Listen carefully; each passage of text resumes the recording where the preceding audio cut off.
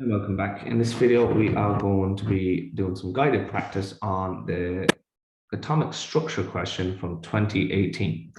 Okay, so let's take a look at what it looked like. It was spread across two separate questions. So here you see it was part B in a question for 25 marks, so half a full question.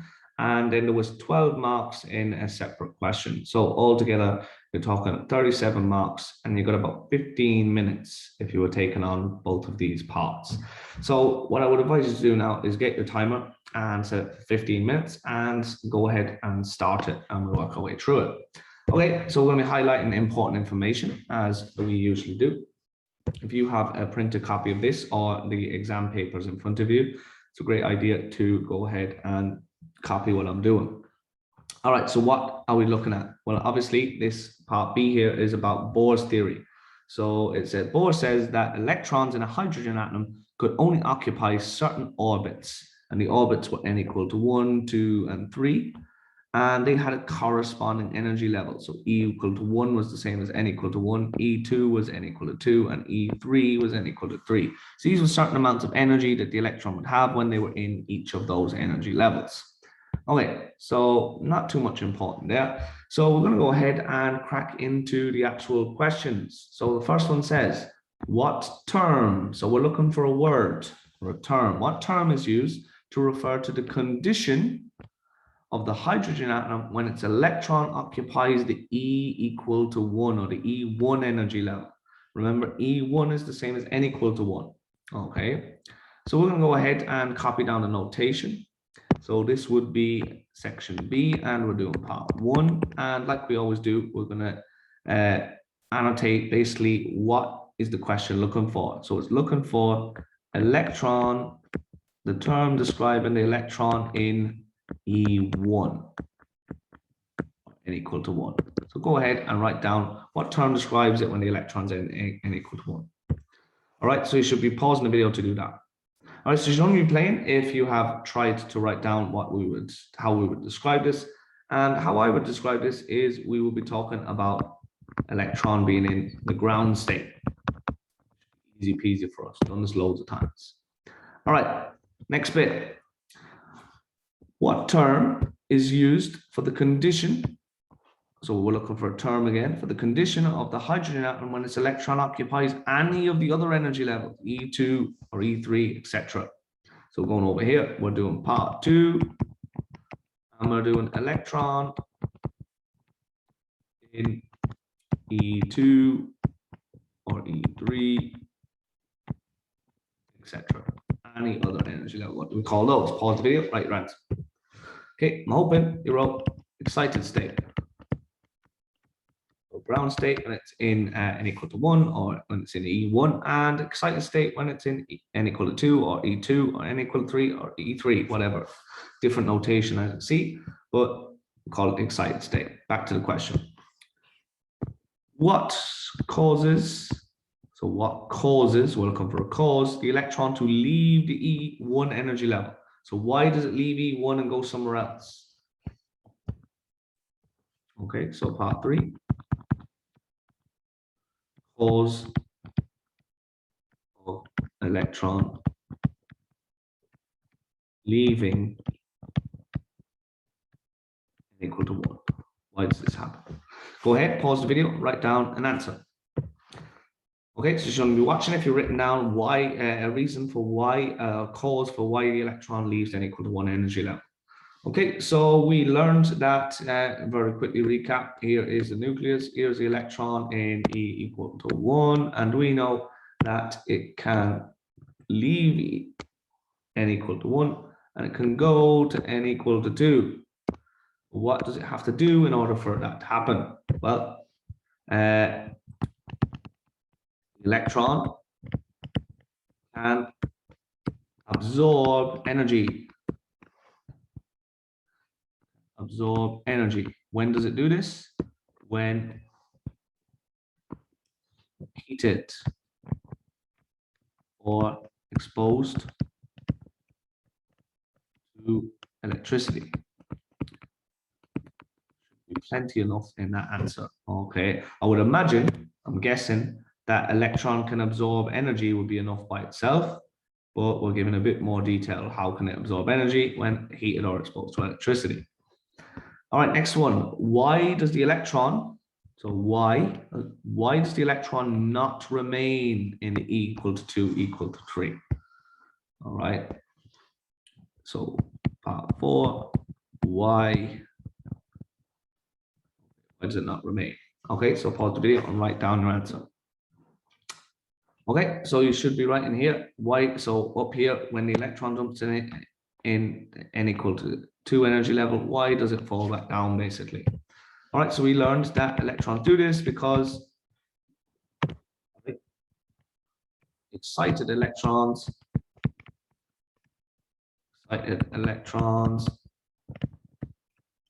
are unstable. They won't stay up there forever. They like to return to their ground state. So excited electrons are unstable. All right, next bit. The visible lines. So the visible lines we're talking about, that's important, on the atomic emission spectrum of a sample of hydrogen are produced when electrons fall to a particular energy level. Identify this energy level. So is this a part 5? It is a part 5.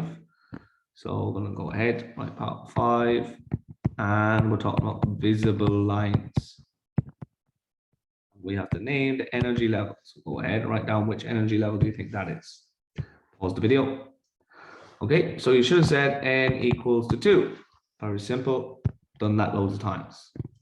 All right, now we're into a section where there's no one keeping tabs on it. So this one laid it out nice and gave us the different sections. Sometimes questions do this where they have extra questions that aren't identified. So we have to be careful here.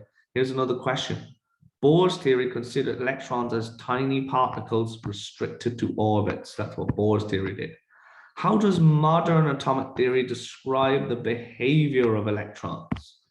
Key word here, behavior of electrons. So obviously we don't just consider them as going around in orbits anymore. So we're talking about modern theory, which describes the behavior of electrons. So pause the video and describe how would we describe nowadays the most recent or up-to-date behavior of electrons that we understand. Pause the video, do that now. Okay, so Bohr's theory didn't account for our modern understanding of how the electron behaves, and that's because we know that the electron has properties. Sorry, I shouldn't start with that. Electrons have properties of both waves and particles. So modern atomic theory talks about wave-particle duality.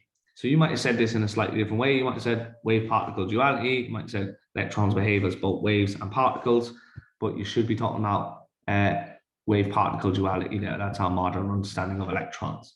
And look at this last little sneaky one here. Make sure you go back and check the question that you have answered it. What are orbitals? This little sneaky one in at the end here. What are orbitals? So again, we don't want to lose marks by not reading a section. So orbitals. So again, a very common definition, word for word. What are orbitals? We have to explain it. So pause the video, write the definition of orbitals. Again, always from memory. Shouldn't have to check your notes for this. Pause the video. Okay, so you'll only be playing if you've defined orbitals. So what are orbitals? Orbital is a region in space around the nucleus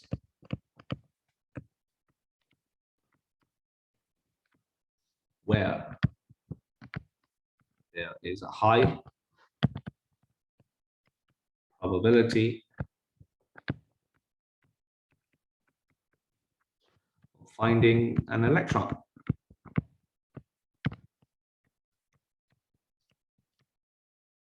Okay, so there's a region in space around a nucleus where there's a high probability of finding an electron. Always a good idea to read out your definition again, read out all your answers and check that you actually are answering the question that it asked.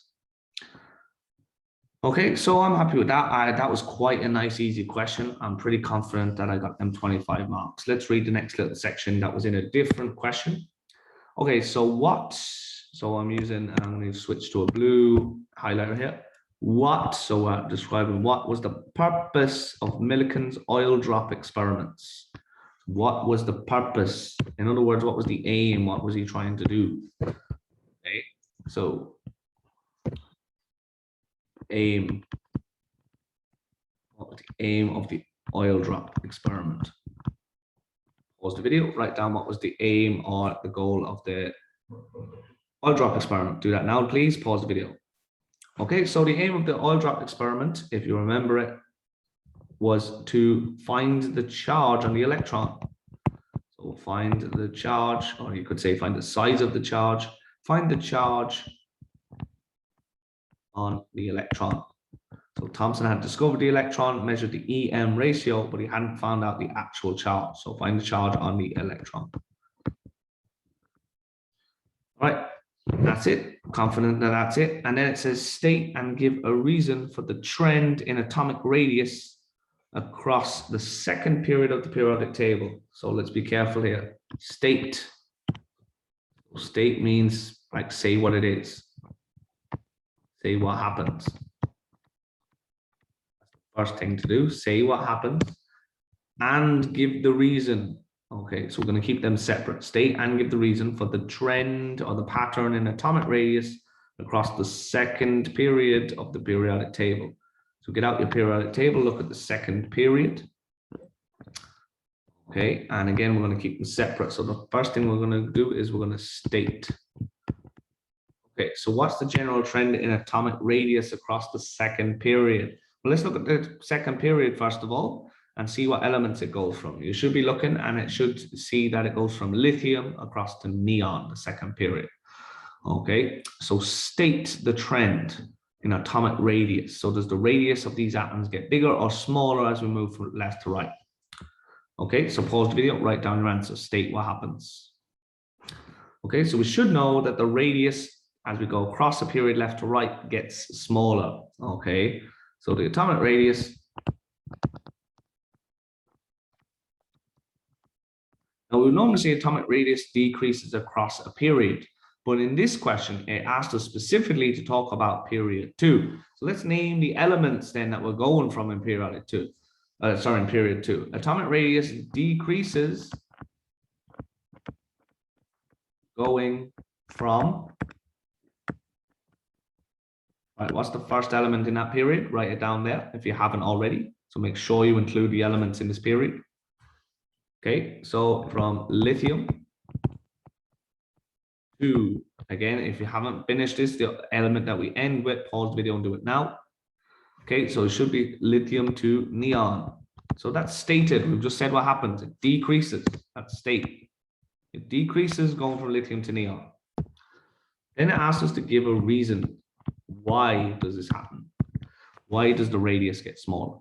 Well, as we move across the periodic table, we know that we are increasing the number of protons. We add a proton each time. So this increases the charge on the nucleus. And the charge on the nucleus is going to pull the electrons in the shells closer.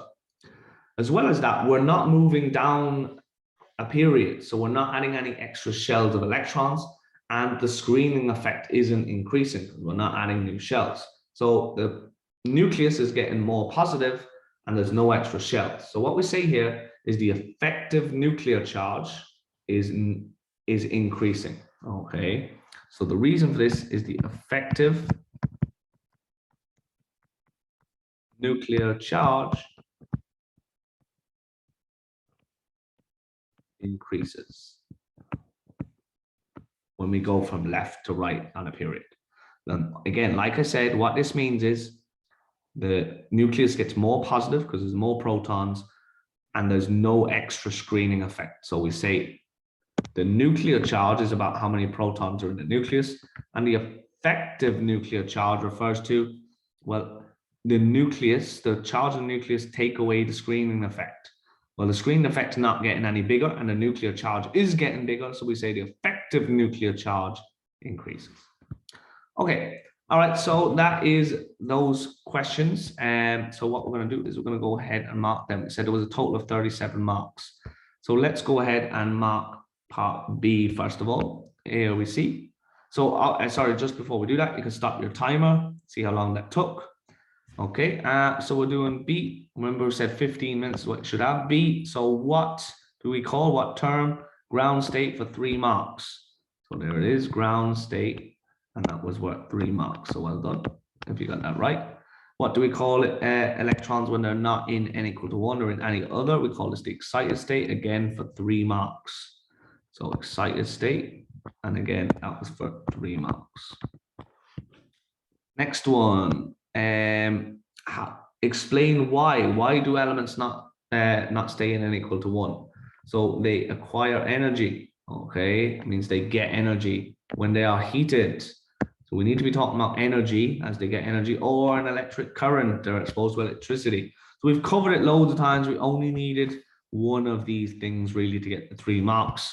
So look what we said. We said it can absorb energy, and we've said when it's heated, and we've said electricity. So we're pretty sure we're going to get them 3. Well done. All right. Why do electrons not remain in n equal to 2? Or in a higher, in the higher energy level? Well, higher energy states, or what we call excited electrons. The key word that you have to have there is unstable. So have we used that word? Yes, we have. As you see, it was in bold in the marking scheme. It has to be in your answer. So here we've got unstable. So 3 marks. What's the next one? What energy level is associated with visible light? Is n equal to 2, or you could say second, but we used n equal to 2. There it is. So again, marking it correct for 3. Next bit said, okay, modern theory. How does modern theory describe electrons?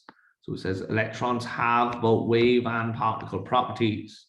Electrons have wave-particle duality. Electrons are particles that also have wave properties. So it's 2 times 2. So you need 2 bits. So you need to say that about waves and particles. Now, we didn't use the exact same language, but we have said the exact same thing. Electrons can have properties of both waves and particles. So I'm confident that we got both of them marks. So 2 times 2 altogether, we got 4 there as well. And then the last one, the definition of orbital. What is it? It's a space around the nucleus. Space around the nucleus. Now you see space is bold, so that has to be in your answer. Space or region, I think that's what we wrote. Where there is a high probability of finding an electron. Okay, so 2 times 3, you need space around the nucleus, and there is a high probability of finding an electron. There's the 2 by 3 marks. So what have we said? Region in space around the nucleus where there is a high probability of finding an electron. So again, 2 times 3, 6 marks there, and happy with that answer. Right, the next thing, what was the purpose of Millikan's oil drop experiment? It was to find or measure. So find, we're okay with find the charge on the electron. Okay, so find the charge on the electron. Look at the other acceptable answers in case you wrote something different to me. All right, there's the other acceptable answers. Pause if you need to look over them. Okay, and that was worth 6 marks. I think, wasn't it 6? Yeah, 6 marks. That's what 6. And then state the trend as we go across in atomic radius as we go across period 2. So here, keyword decreases. And look here, keyword decreases. So it's 2 times 3. So keyword decrease, we got 3 marks for that. And then what do we say the reason? Effective nuclear charge increases. Well, let's look at the acceptable answers. There we go, look. Effective nuclear charge is increasing. Okay, you could have also said the number of protons is increasing and the atomic number is increasing. All of those are acceptable, but we got the marks there. So there's 2 times 3. All right, we didn't make any mistakes. We got all the marks. So that would have been 37 out of 37. If you didn't get that, you go ahead and add up what you did get. Hopefully you're doing pretty good on this. All right, so that's 2018 atomic structure. I'll see you in the next video.